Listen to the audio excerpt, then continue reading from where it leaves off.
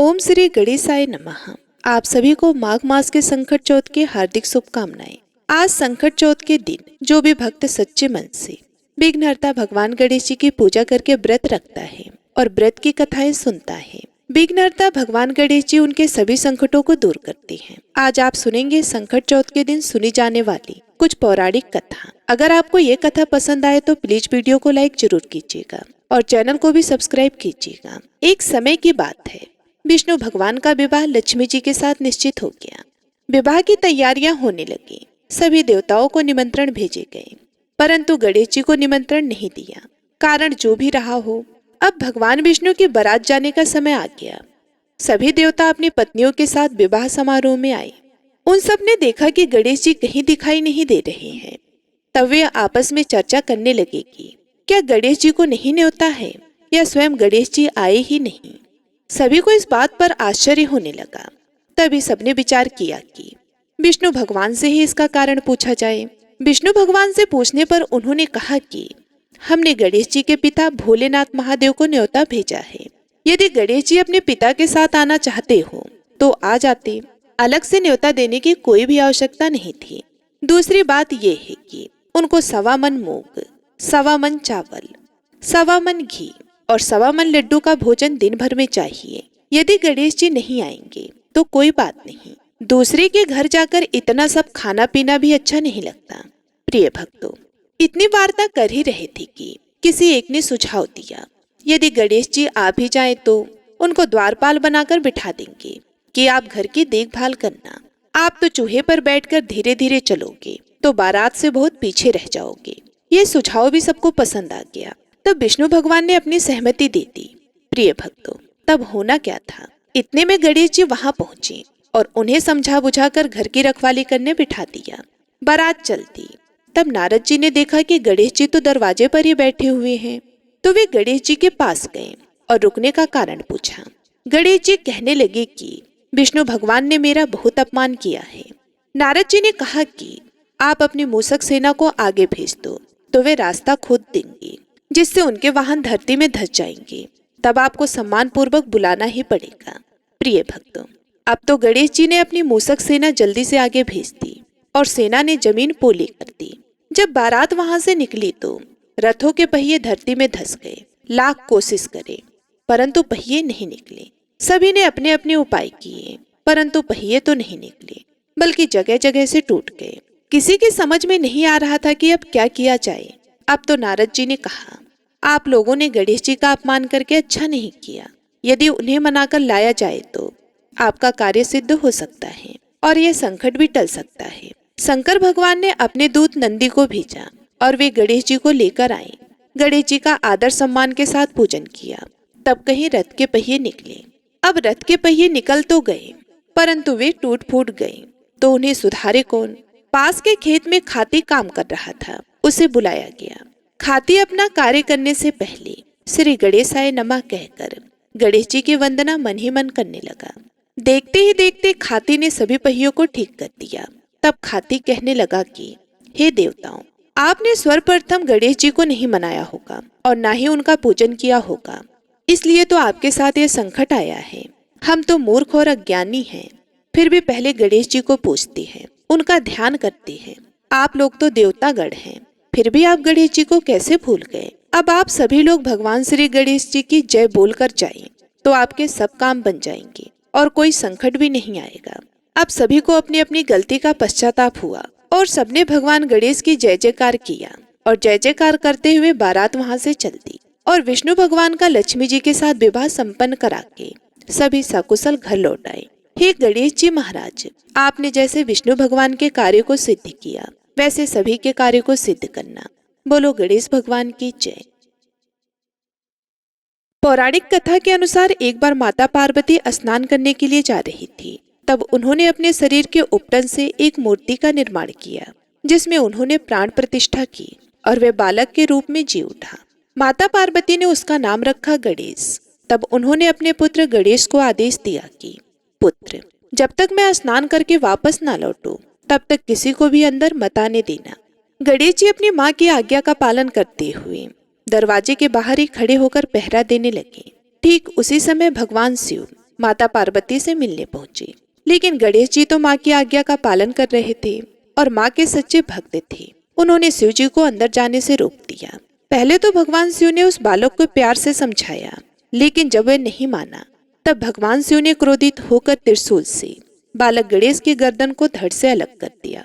इधर पार्वती जी अंदर तो स्नान कर रही थी। जब पार्वती जी ने बाहर से आ रही आवाजें सुनी तो भागती हुई स्नान घर से बाहर आई। बाहर आकर देखा तो उनके पुत्र गणेश की तो गर्दन कटी हुई है।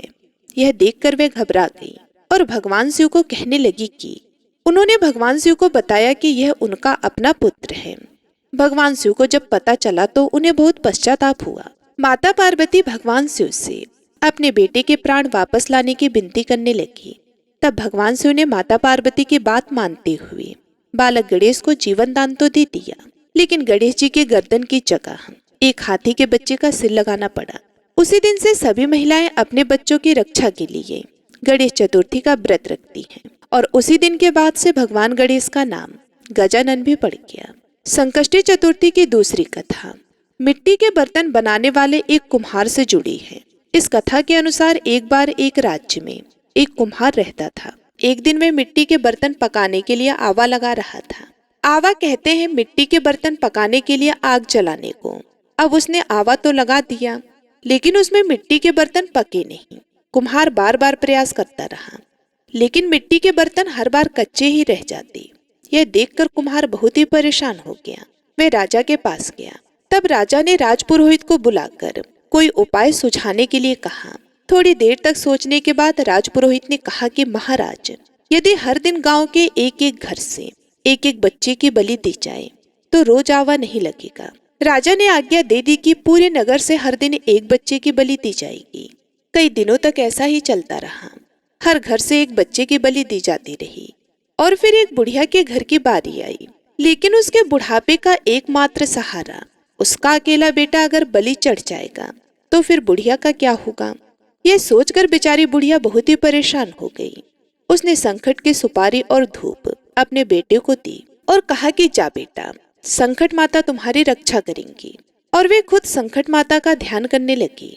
वह अपने बेटे की सलामती की कामना करने लगी।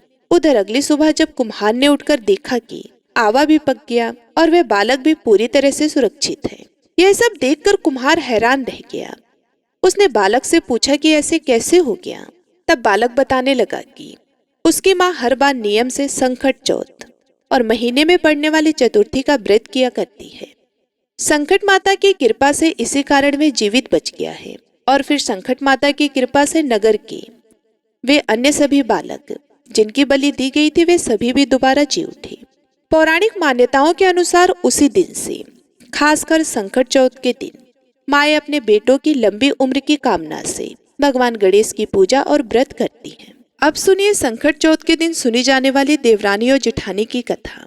संकट चौथ के पौराणिक कथा के अनुसार एक बार एक शहर में देवरानी और जेठानी रहा करती थी। जेठानी अमीर थी और देवरानी गरीब थी।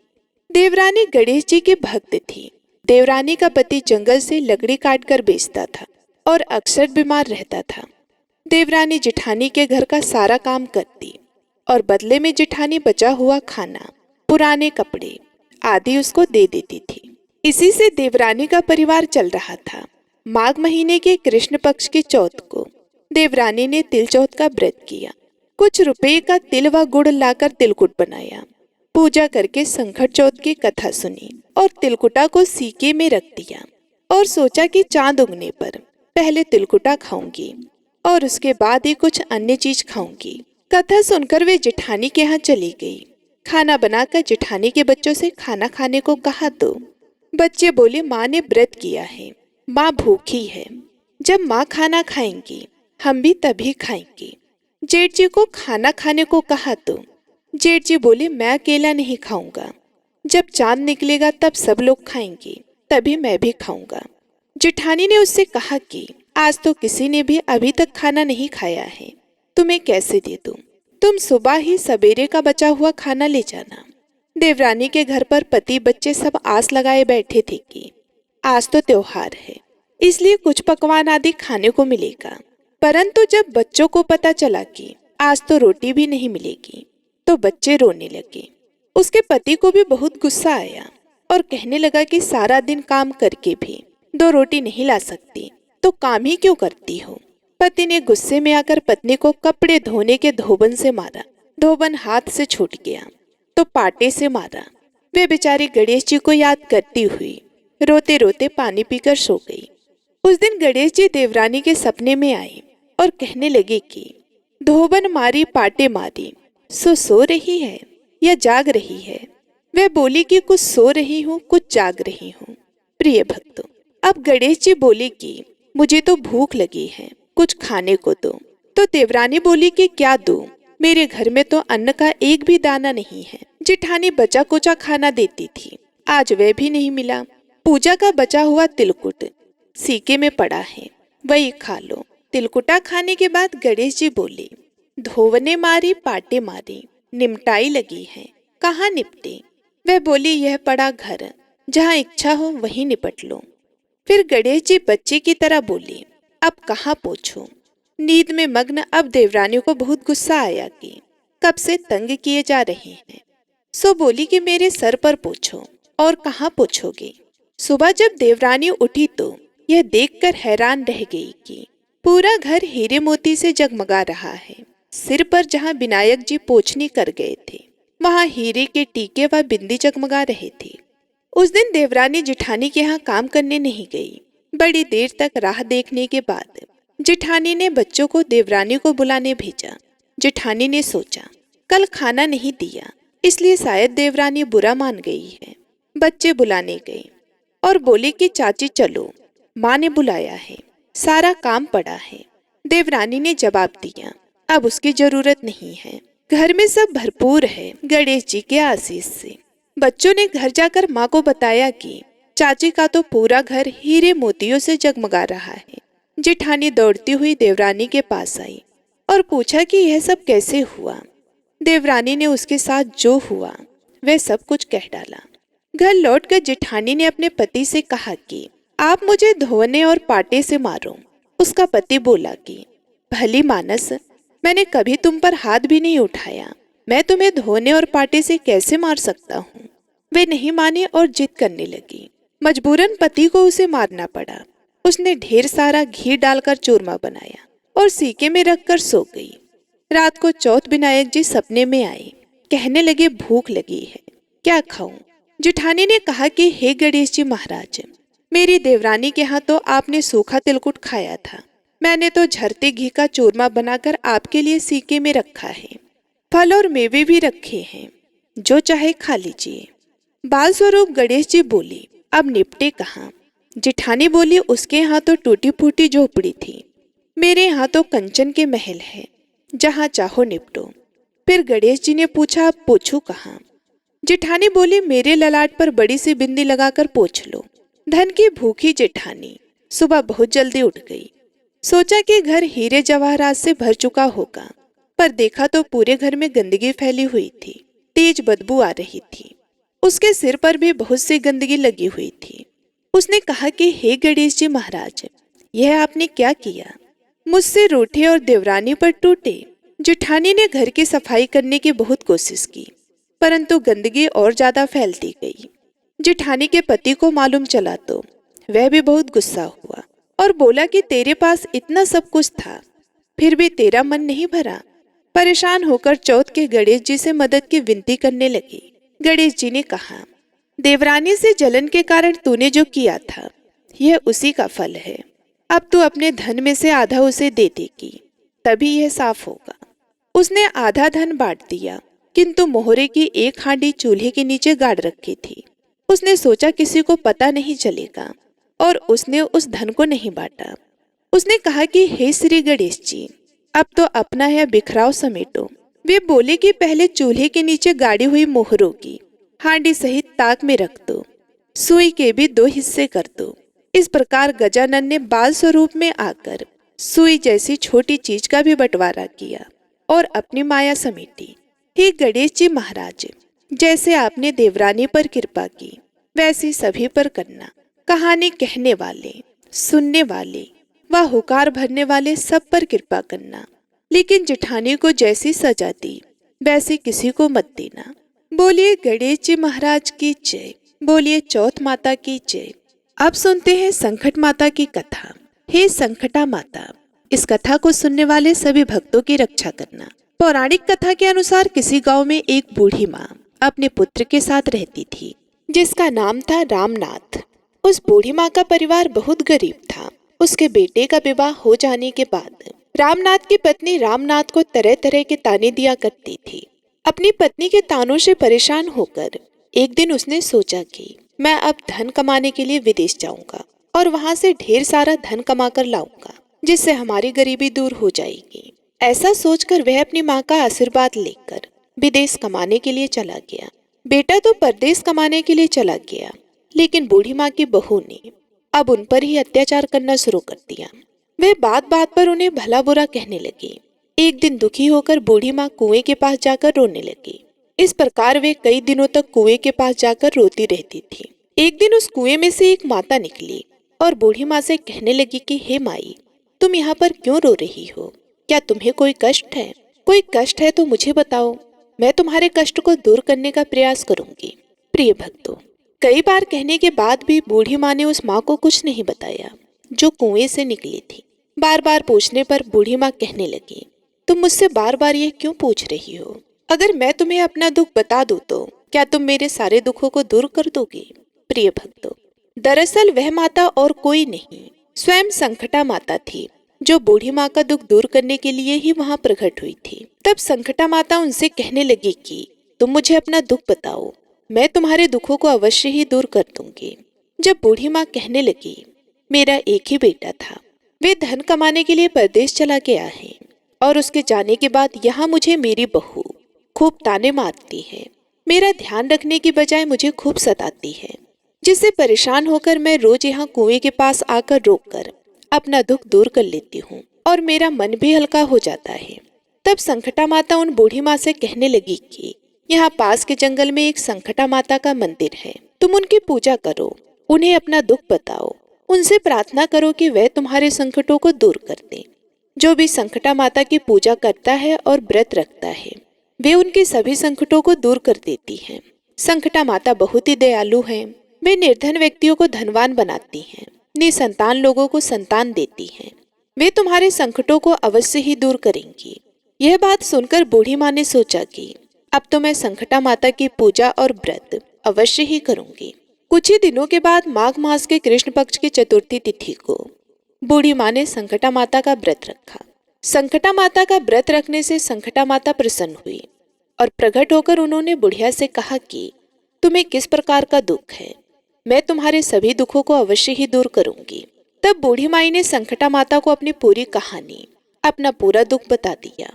वे कहने लगी कि मेरा बेटा परदेश में कमाने के लिए चला गया है, मेरी बहू मुझे बहुत परेशान करती है, मैं इसी कारण दुखी हूँ और हर दिन रोया करती हूँ।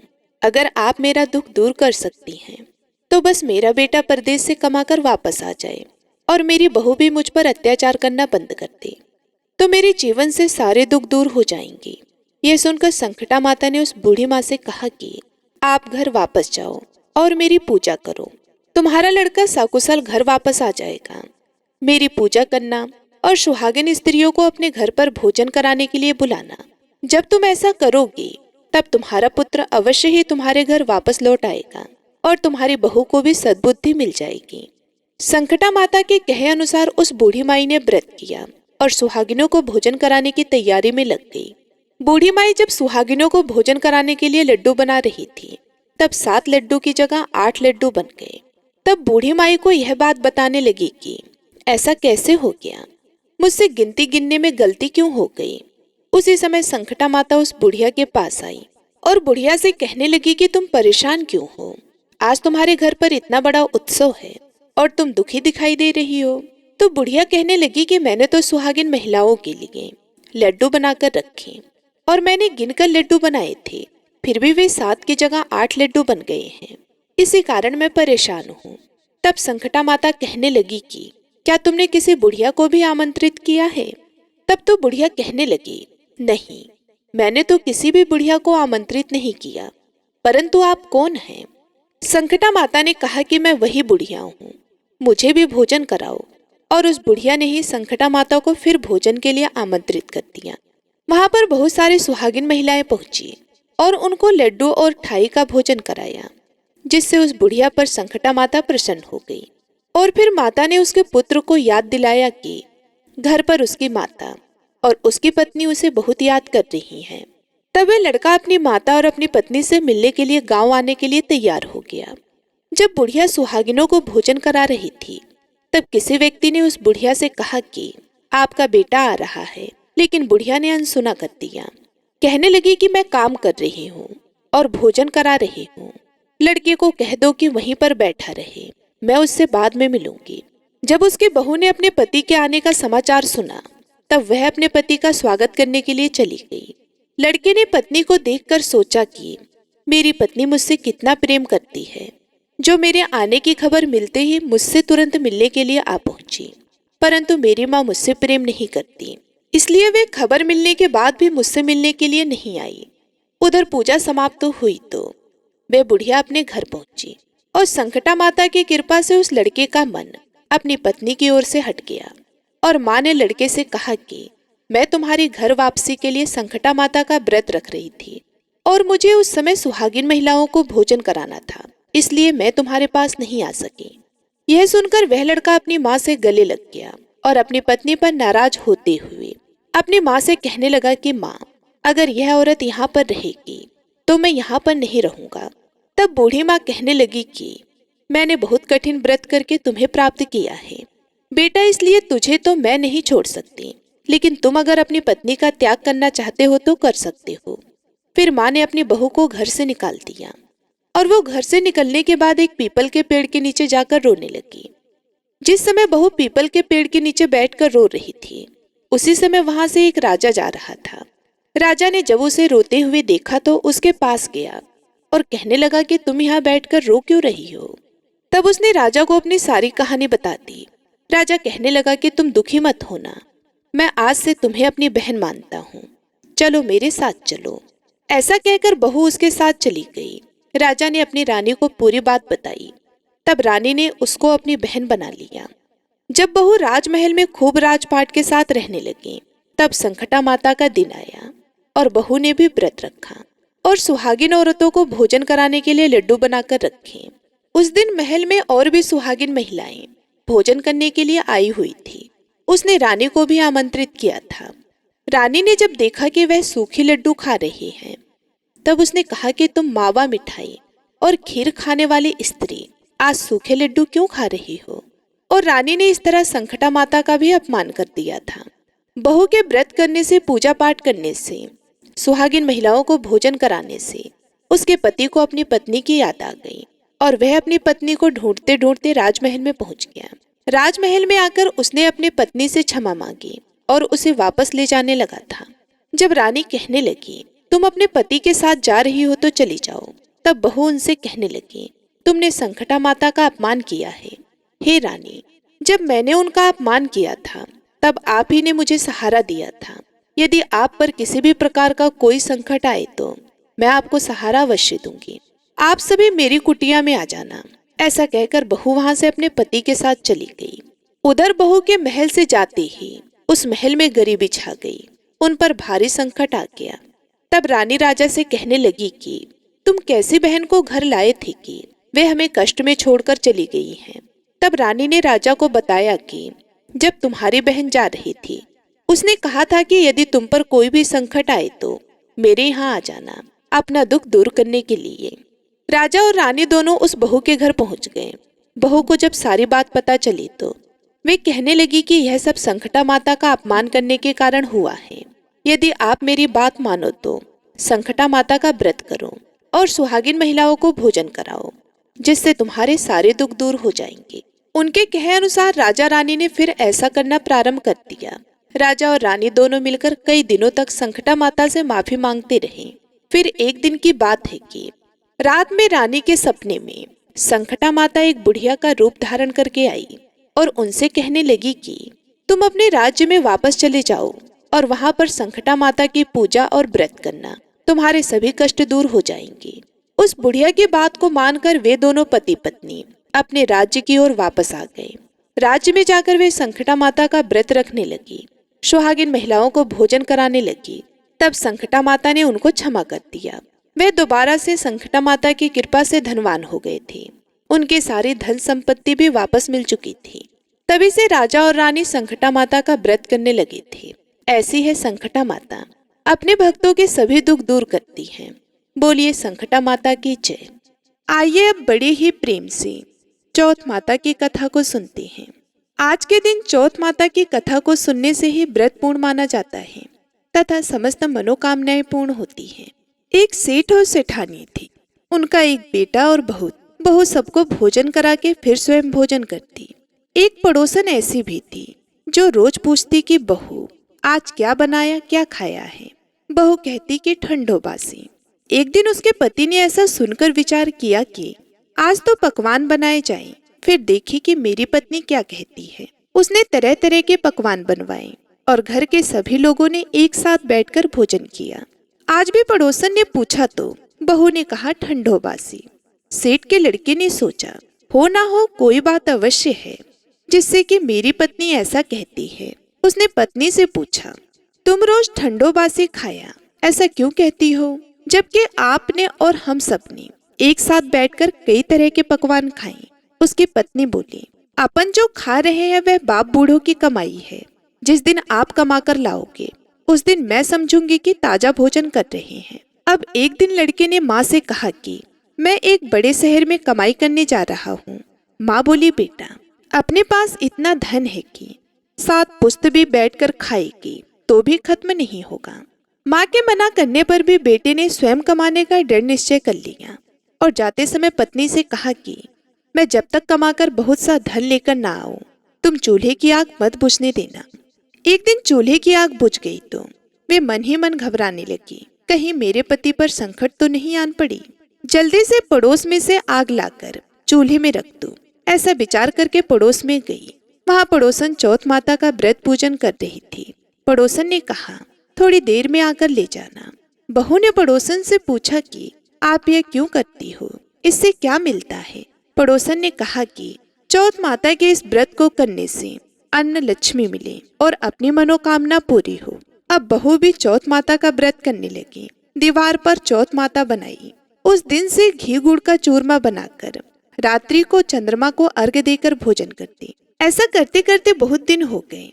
चौथ माता ने उस बहू के पति को सपना दिया कि साहूकार का बेटा तो जागे कि सोवे, तेरी पत्नी बहुत याद कर रही है। घर जाकर उसकी चिंता मिटा। तू दुकान खोलकर कंकु केसर का पगलिया बना के बैठ जाना। आज तेरा हिसाब किताब चुकता हो जाएगा। अब तो चौथ माता ने जैसा कहा था वैसा ही हुआ। उसने घर जाने की तैयारी की और गाड़ी भर के धन दौलत लेकर चल दिया। रास्ते में एक बड़ा सा काला नाग फन फैलाए बैठ गया और कहने लगा कि आज तो मैं तुझे डसूंगा, छोड़ूंगा नहीं। आज तेरी आयु पूरी हो गई है। शेर ने लड़के से कहा कि आज चौथ माता ने मुझे सपना दिया तो मैं पत्नी से मिलने घर जा रहा हूँ। वहाँ मेरी पत्नी बहुत चिंता कर रही है। मैं उससे मिलकर जरूर आऊंगा, तब तुम मुझे डस लेना।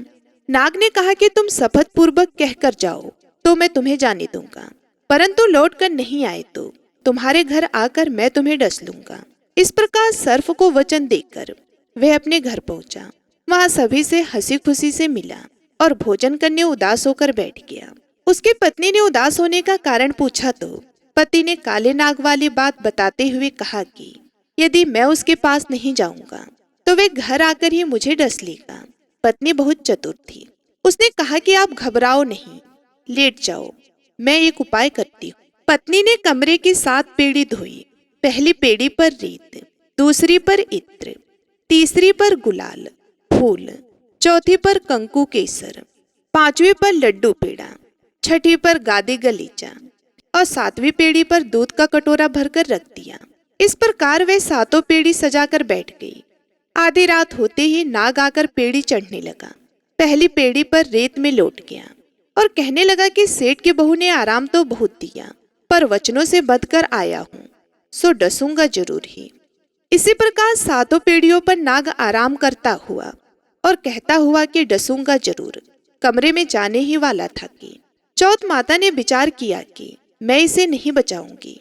तो संसार में धर्म कर्म और व्रत पूजन को कौन मानेगा। अब तो गणेश जी, चंद्रमा जी और चौथ माता ने उसे बचाने का विचार किया।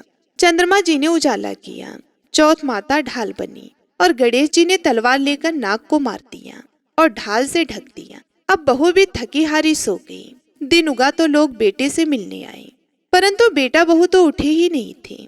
बहुत देर हो गई तो माँ उन्हें उठाने गई। माँ ने सातों पीढ़ियों पर जो कुछ देखा तो बहुत घबराई और बेटा बहू को आवाज लगाई। बेटा बहू उठे तो देखा कि एक ढाल तलवार वहां पड़ी है। अब ढाल उठाई तो वही काला नाग मरा हुआ पड़ा था। बेटी बहू ने सोचा कि आज तो धर्म कर्म ही आड़े आए, जो भगवान गणेश जी और चौथ माता ने अपनी रक्षा की। हे चौथ माता, आपने जैसे सेठ के बहू बेटी की रक्षा की, वैसे सबकी कीजो। बोलिए चौथ माता की जय, बोलिए गणेश भगवान की जय।